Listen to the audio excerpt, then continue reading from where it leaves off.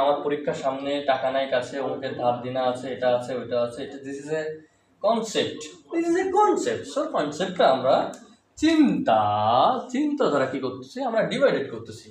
এই চিন্তা কি, এটা হচ্ছে এই ঘটনার পরে আমার এই হবে, ওই হবে, এই হবে, ওই হবে, এটা নিয়ে আমরা থিঙ্কিংয়ে চলে যাচ্ছি, এটা হচ্ছে, এটা হচ্ছে, এটা হচ্ছে। এখন আমি কি চিন্তা করতেছি, এরপরে কি হচ্ছে, এই চিন্তা থেকে আমরা যদি এটা না পারি তাহলে অমুকটা আমাকে অপমান করবে, আমার তো এই লজ্জা হবে, আমার তো ওইটা হবে, আমার অমুক এটা ভাববে, আমার ওই হচ্ছে, ওই হচ্ছে। এই আমরা একটা কি দিচ্ছি, অর্থ দিচ্ছি।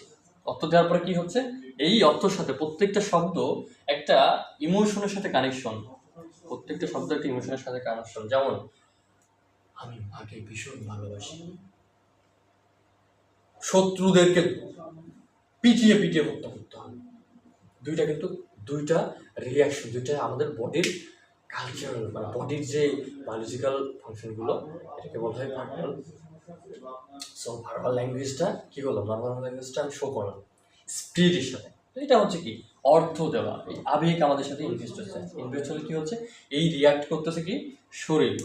অনেক যখন আপনি হতাশা, ডিপ্রেশন থাকবেন, তখন কি হবে, আমার চলে চলে, এরকম আপনি হয়ে যাবেন, ঠিক আছে।